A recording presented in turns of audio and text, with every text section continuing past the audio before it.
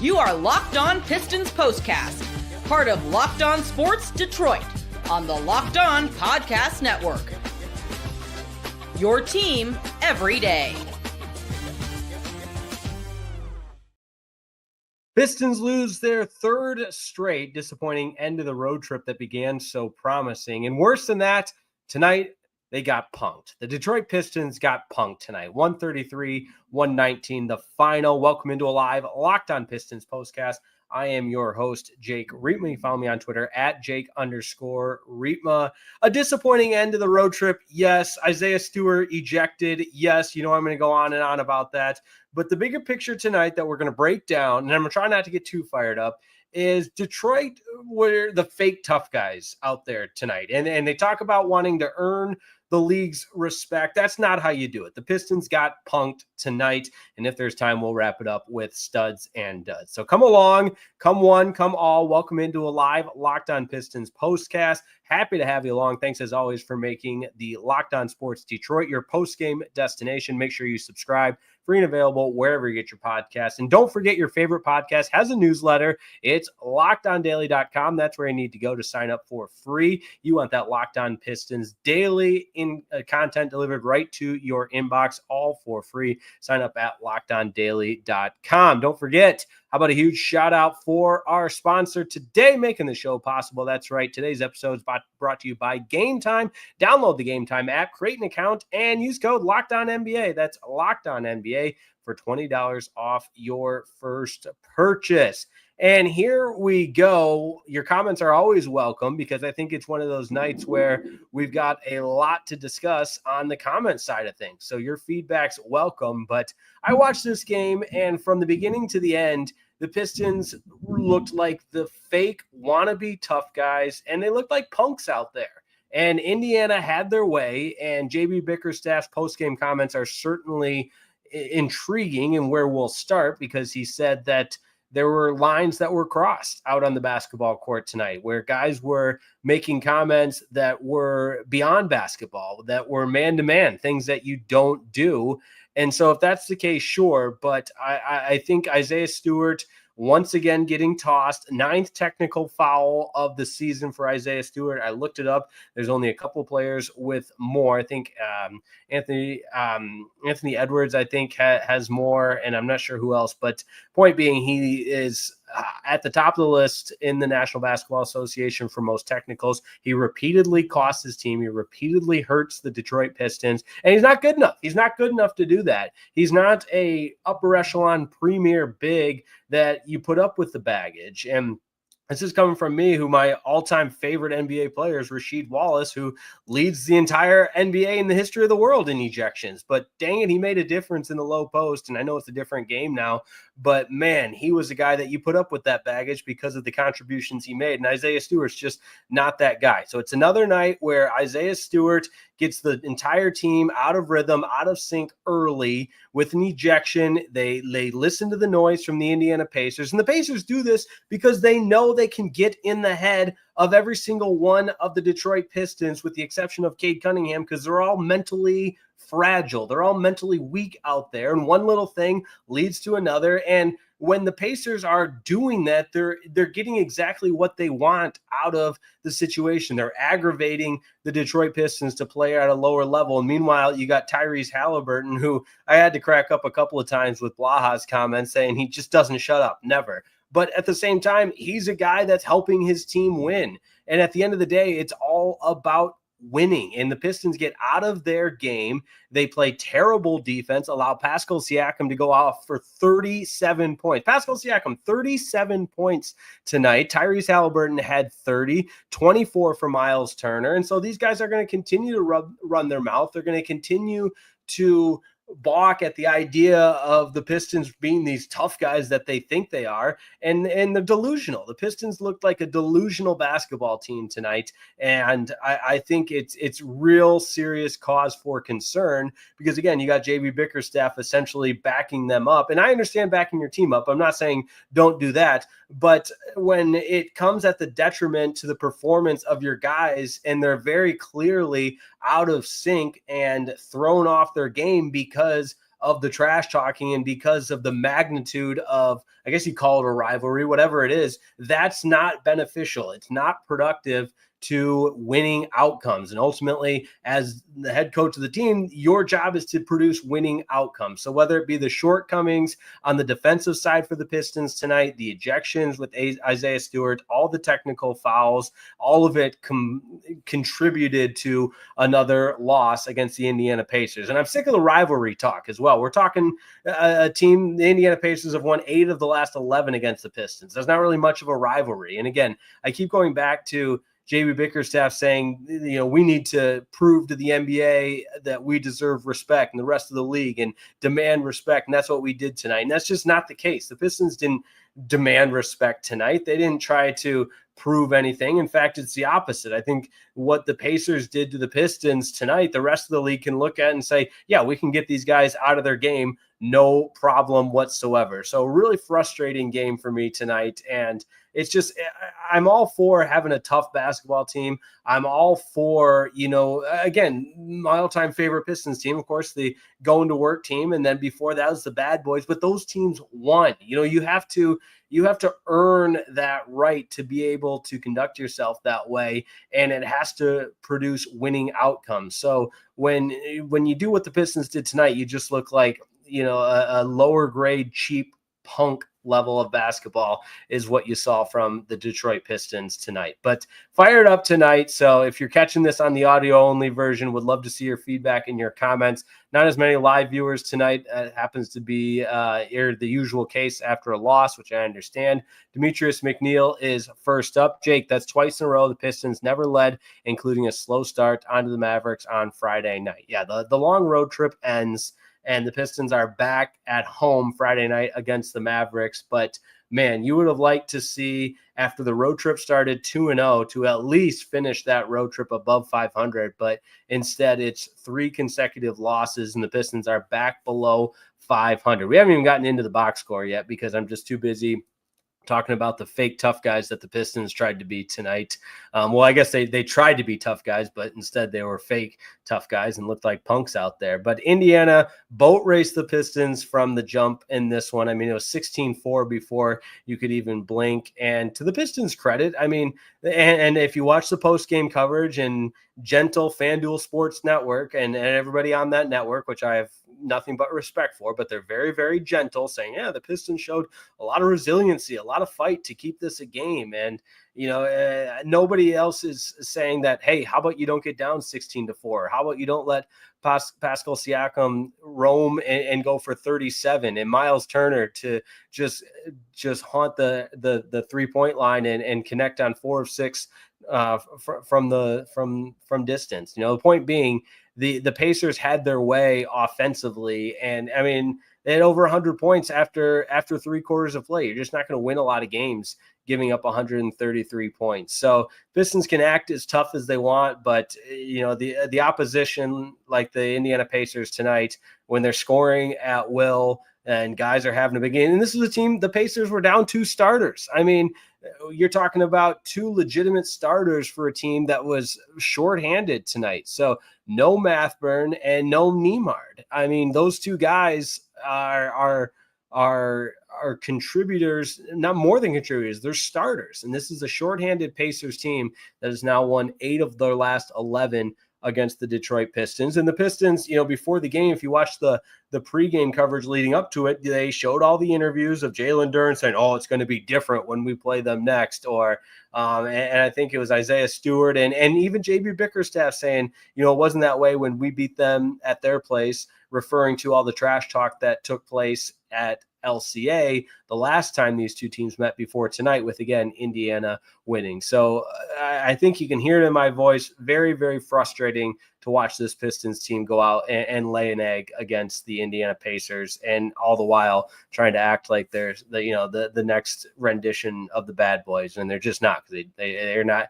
They don't play at a high enough level yet. Are we seeing signs of growth? Yes. Is there progress? Of course, but not to the point where you can be getting thrown out of games and it not costing your team. So appreciate everybody tuning in. As always, we'll talk a little bit more about the actual game and continue this episode of the Locked On Pistons postcast. Don't go anywhere. We're all fired up. That's for sure. We're fired up on a live Locked On Pistons postcast back in just a moment.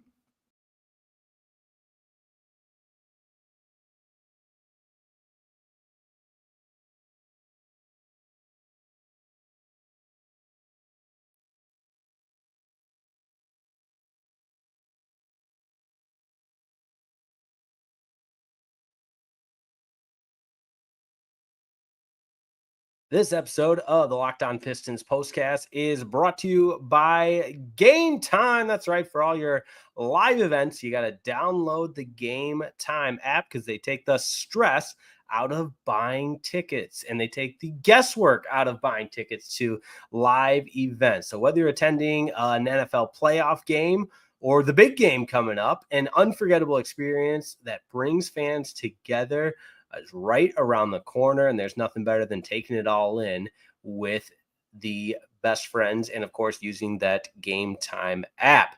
I remember the excitement and energy of the last playoff game I went to, and unfortunately, the other playoff game I went to, the Lions losing, was not so great. But hey, use the Game Time ticket app, and you're going to enjoy it. And don't forget, if you use that Game Time Picks feature on the Game Times app, you can find tickets for upcoming games, and browsing through the deals is simple. You find great value for all kinds of seats around the venue. The super deal, especially impressive, that offers the best value for the event. The app's features like seat views before you buy, the all-in pricing feature with no surprise fees at checkout.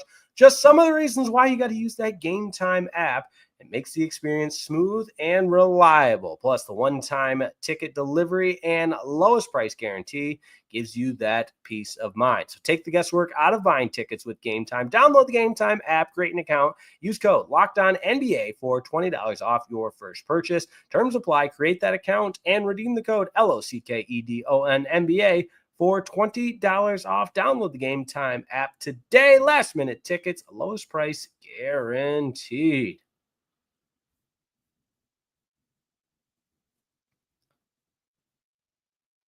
All right, sorry about that, folks. Some technical difficulties. Bear with me. And whoever wrote this month's Game Time script, got to work on that a little bit. And I got to work on it. I'll be better. I've done that 100 million times, but it was all discombobulated this time. But hey, thanks for powering through with me. But Pistons, I looked like the Pistons out there tonight. That's probably the best way to describe it, and I deserve all of that. But point being, the Detroit Pistons continue to feel the absence of Jaden Ivey, the lack of second guard for a viable scoring option. Cade, in many times, is out there by himself, is what it seems like. Tobias Harris kind of had an up and down game tonight. There was times where I thought he played okay.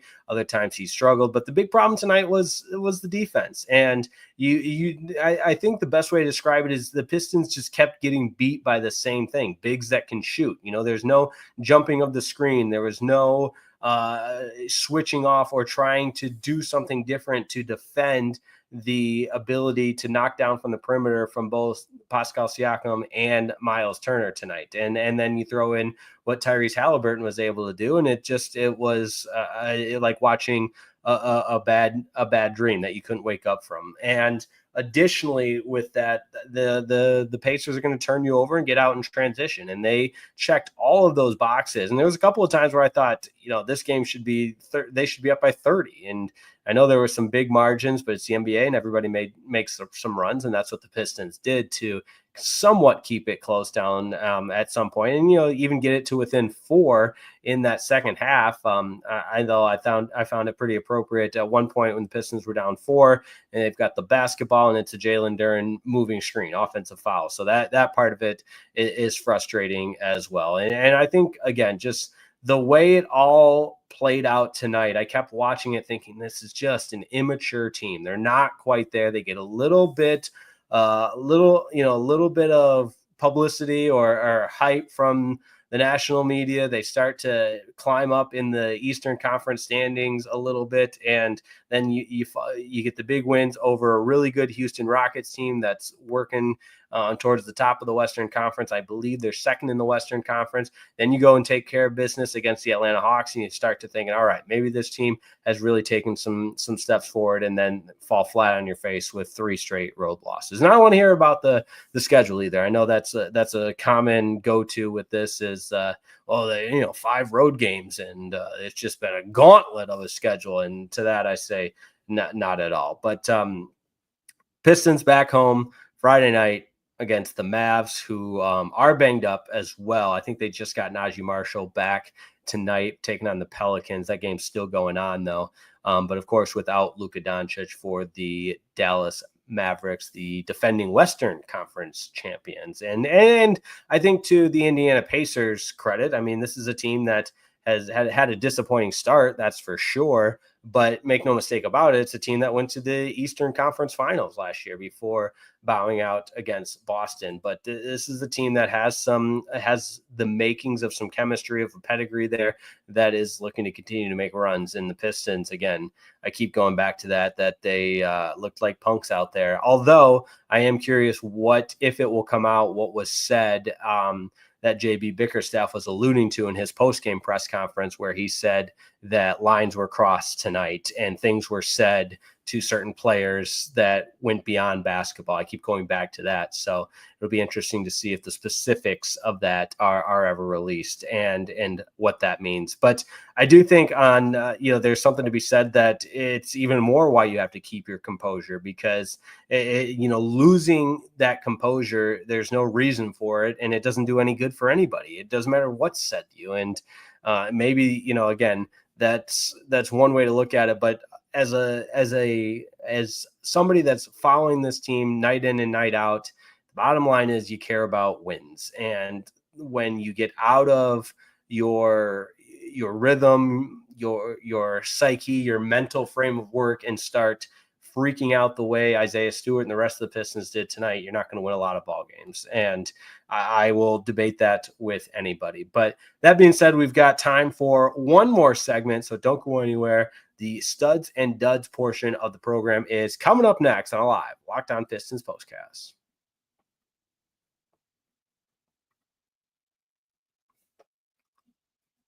It's the studs and duds portion of the Locked On Pistons postcast.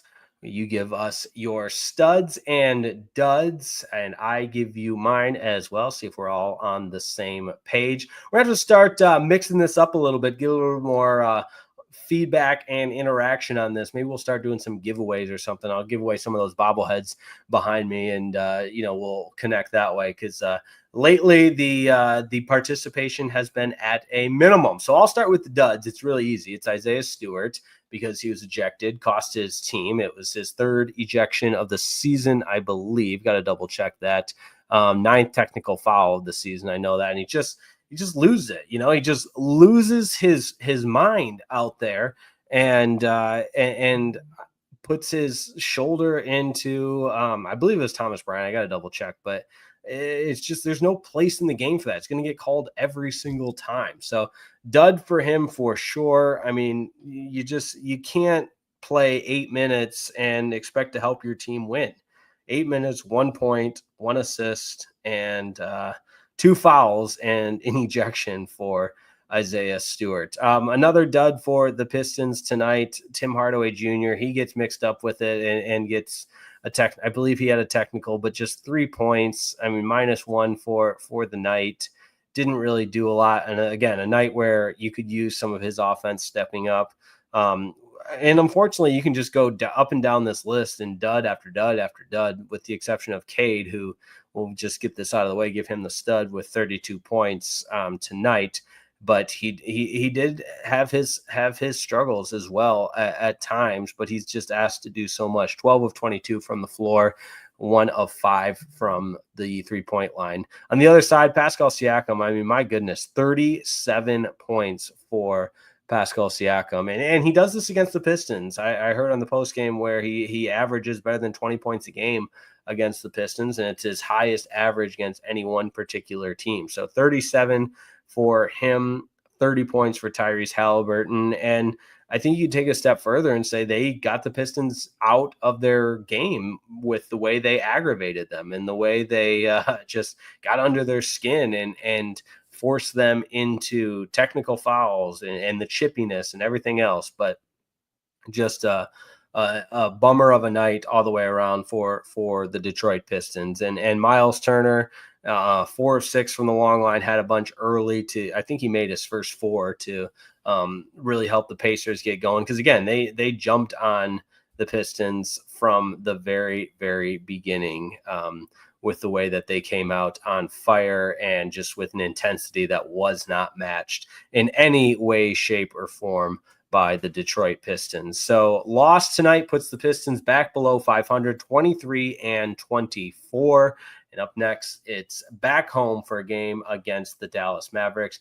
That game comes your way Friday night. And I talked about this a little bit the other night on our postcast, where after this game against the Mavericks, which, by the way, they'll be a little bit shorthanded, then you have the Bulls come to town. Then you have the Hawks come to town. Those are 2 games that you feel really good about your chances to win, and maybe a different type of measuring stick game against the Cavaliers, because the last time you played them, it was on this road trip, tired legs, tired jump shots. We all know the story with that. And maybe this time around you can give it a better effort at home, and that is a week from tonight on Wednesday, February the 5th. And you stay at home against the 76ers and the Hornets. So that's a lengthy homestand where it'd be nice to see if the Pistons can start to compile some wins and build back that momentum that seems to be lost after a 3-game losing streak that continues with the losing of the final 3 games of this road trip. But appreciate everybody tuning in tonight. I know it was kind of a different type of show where we just rehashed Isaiah Stewart getting ejected and how sick and tired I am of that act, of the tough guy act. It just doesn't do it for me. You got to be a better player if you're going to be that way. You've got to help the team, not hurt the team.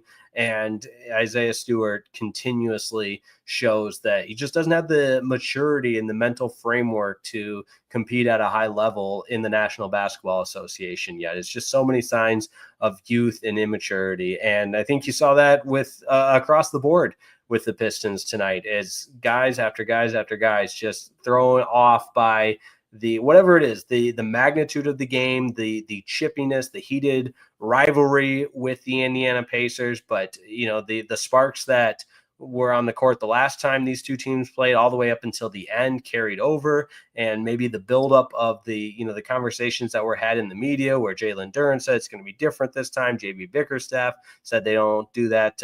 If that's the way it's going to be, then it's on. We didn't feel that type of energy from them when the Pistons blew out the Pacers in Indiana the last time these 2 teams played before tonight. So whatever it was, there's a lot of factors just contributing to the Pistons playing really, really poorly. So a bummer all the way around on that. But appreciate everyone tuning in tonight. Don't forget that your favorite podcast now has a newsletter. How about that? And it's all at LockedOnDaily.com. It's the Locked On Pistons daily newsletter. It's your one-stop for ultimate team and league coverage, and it's delivered right to your inbox. Sign up for free at LockedOnDaily.com. That's LockedOnDaily.com, and start your day with the all-new free Locked On Pistons newsletter. My name is Jake Riepma. You can follow me on Twitter at Jake_Riepma. Pistons fall to the Pacers tonight, 133-119. If you're new around here, thanks so much for tuning in. Would appreciate if you subscribe, as well as we're getting closer and closer to our goal of 2,000 subscribers. Go ahead and like the video as well. We appreciate that as well. The old YouTube algorithm, it's a real thing, my friend. But Pistons fall to the Pacers tonight, 133-119. We'll talk to you Friday night after Pistons and Mavs. Detroit finishes the road trip 2-3. They've lost 3 straight. See ya on Friday night. Have a wonderful evening and take care from Locked On Sports Detroit.